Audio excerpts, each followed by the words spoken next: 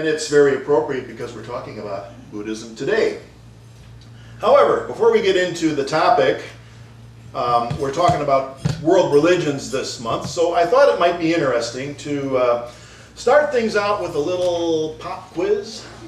Now, I know you're not supposed to have a quiz until after you've had reasonable warning and a chance to actually study the material, but trust me, it's way more fun this way, at least for me. But nobody's going to get graded on this, okay? Nobody's going to get graded. There won't be a prize either, except for your own personal satisfaction, edification, and Manning Hall bragging rights, okay? You'll find the quiz. There's a little insert in the bulletin you received this morning. I hope everybody got one. Everyone get a bulletin this morning? There's a little insert in there. Is it on green paper today? Yes. Green paper. Very short quiz. Let's take a couple of minutes just to go through those questions. Don't agonize over it. Just kind of go through and hit it with the first one that comes to your mind, and we'll give it a minute or two here, and Ken's going to play some mood-appropriate music in the background here.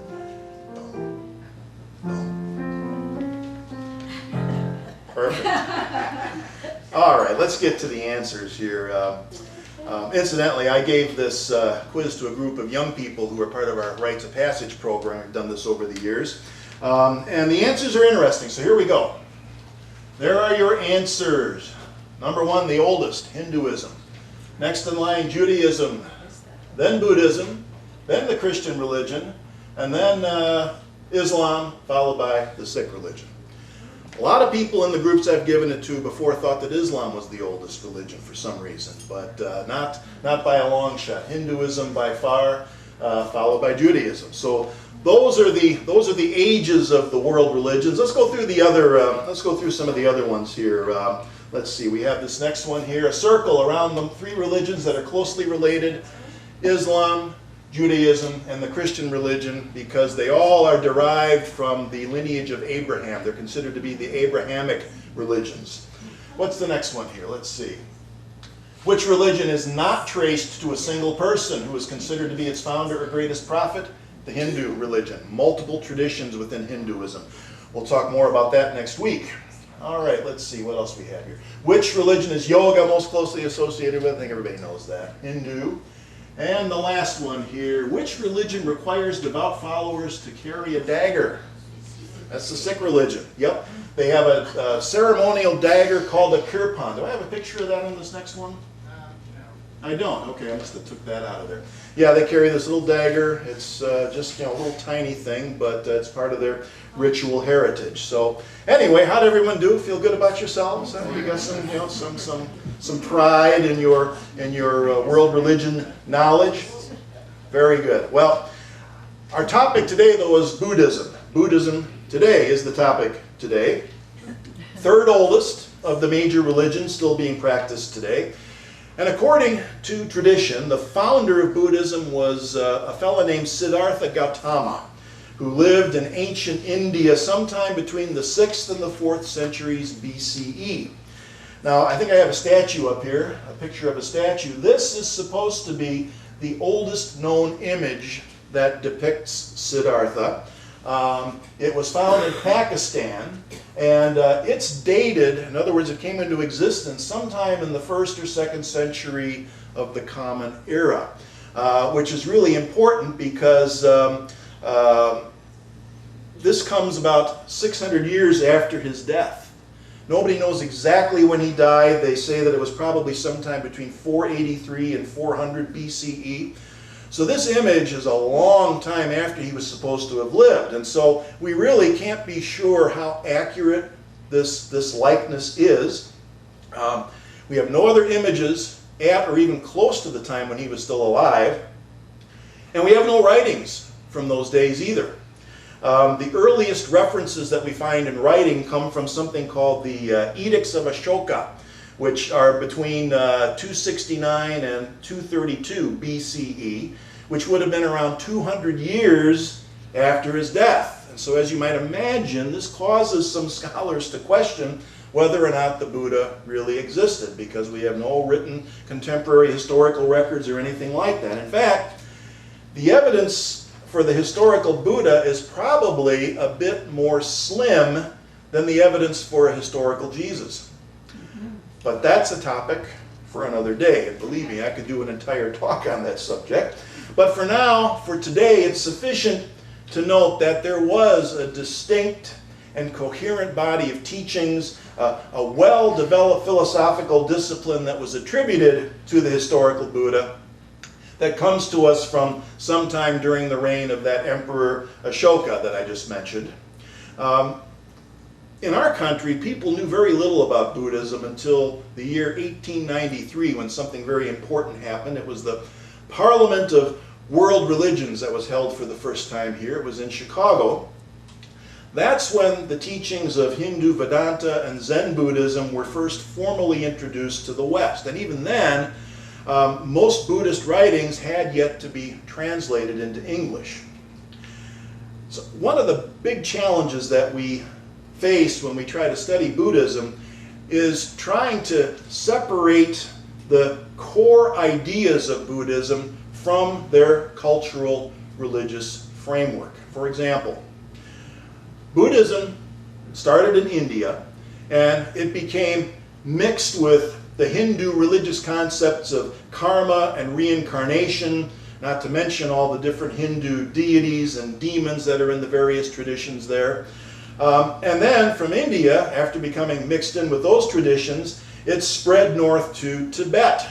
And the same thing happened again. The indigenous Tibetan religion, known as Bon, became mixed in with Buddhism, which is where we get all of the interesting deities that we find in the Tibetan Buddhist religion.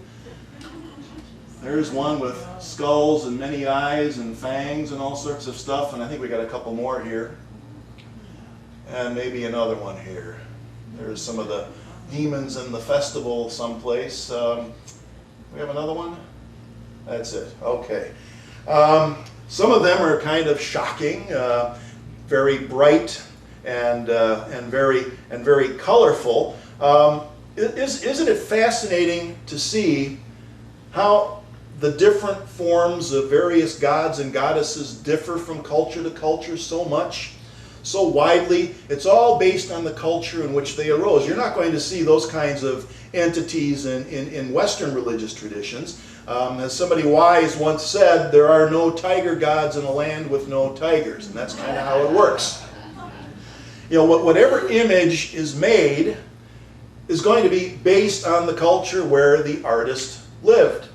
And we end up with confusion and errors and things like that we have to undo if we really want to get some clarity and get down to the essence of what's being taught, because you don't find those Tibetan entities in Japan or Korea, all those different other forms of Buddhism. They're not there. So from Tibet, Buddhism goes to China. And what happened in China was that it became mixed in with elements of Taoism and the teachings of Confucius. From there, it goes to Korea, and then to Japan, where we get that dynamic mix of Buddhism, samurai culture, and Shinto religion that gave the world Zen Buddhism. And so far, we're just talking about the northern tradition, called Mahayana. There is an entire southern tradition known as Theravada, which means the way of the elders. Here we go. The southern tradition went from the southern tip of India through Sri Lanka, and then off into Burma, Cambodia, Laos, Thailand. Now this is the tradition, the Theravada tradition, that gives us the form of meditation that we know as Vipassana. You've probably heard that. If you haven't heard it called Vipassana, in this country it's commonly referred to as insight meditation, or we can simply call it mindfulness. It's probably the best known form of Buddhism in the US today, but as you can see, it's just one single form of Buddhism that comes from a very complicated process of being sifted through multiple cultures before it got here. So, based on all of that, if you want to be a Buddhist, you got some decisions to make, right? Yeah. You got some decisions to make. What deities do I have to worship? Or demons, for that matter. What kind and color of robes should I wear? Should I chant using the Japanese musical scale or something else? Should I believe in the bardo which comes to us from Tibetan culture, or do I skip all of that the way they do in Japan? Do I meditate facing the wall or facing the center of the room? Do I bow at all? Do I bow to the Buddha statue or not?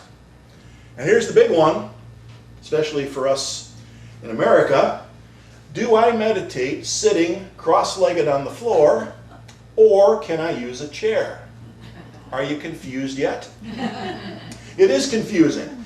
It shouldn't have to be that difficult or confusing, and the good news is that it's really, really not. Buddhism is very user-friendly. All of those practices that I just mentioned claim to be authentic Buddhist practices, but they're only relative to the culture in which they arose.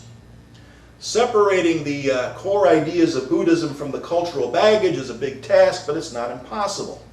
And there are some practical reasons for some of the things that they do. For example, it's a heck of a lot harder to fall asleep when you're sitting cross-legged on the floor than when you're sitting in a chair. But it's still a cultural preference rather than a core concept of Buddhism. In our culture, we sit on chairs. In many Eastern cultures, they sit on the floor. Tomato, tomato. In Buddhism today, all of those various practices I've been talking about are still common in different places and cultures around the world. And if you like diversity, then Buddhism really delivers. And the great thing is that they don't fight over who's doing it right. They don't fight over who's the authentic Buddhists. No wars have been fought in the name of the Buddha. Isn't that fascinating? Now, I did mention last week there's some stuff going on over in Myanmar, used to be known as Burma. There are Buddhist extremists in Myanmar who have been attacking and killing Rohingya Muslims. But what they're doing is an aberration. And it has more to do with ethnic rivalry and ultranationalism than any particular tenet of the Buddhist religion. Any religion can be made toxic by nationalism. And that's what's going on over there in Myanmar right now. But unlike most other religions, Buddhism specifies nonviolence without contradiction and has as its primary goal to reduce and maybe even eliminate human suffering. They're not out to convert anyone. They're not out to save anyone. They're out to offer something to the world, and they say, try this and maybe you'll suffer less. That sounds like a pretty good deal to me. And probably the most exciting thing about Buddhism today is that modern psychology, neuroscience, and evolutionary anthropology are providing validation for the core teachings in the Buddhist philosophy. That's exciting. You might remember last year we spent several weeks working with a book called Why Buddhism is True by Robert Wright, The Science and Philosophy of Meditation and Enlightenment. And then a few years before that, we were working with another recent book called Waking Up, A Guide to Spirituality Without Religion. That one was by Sam Harris. And if you are at all interested in seeing what Buddhism might look like without any cultural or supernatural trappings, then these books are a great place to start. I think I may have given you a reference to another book by Stephen Batchelor. It's called Buddhism Without Beliefs. That's another good one to check out. It's an older book, but one of the first attempts to try to tease out the philosophy from the religious teachings and things like that. Here's something that Sam Harris wrote on the subject of Buddhism today. So he says, although the insights we can have in meditation tell us nothing about the origins of the universe, they do confirm some well-established truths about the human mind. Our conventional sense of self is an illusion. Positive emotions such as compassion and patience are teachable skills, and the way we think directly influences our experience of the world. We are the thinkers who think the thoughts. When he talks about well-established truths, he's talking about some well-established scientific truths about the human mind. And both books, both Sam Harris and Robert Wright, go into detail showing how human beings today are the product of this evolutionary process that actually results in the kind of suffering that Buddhism seeks to reduce. Our Frontiers of Consciousness class over the past 3 years has been looking at all of the different ways that human consciousness has evolved in such a way that we can be deceived at both the thinking and the intuitive levels. All right? I'm going to give you one quick example in this short video here, just to show you some of the ways that that this works, or not.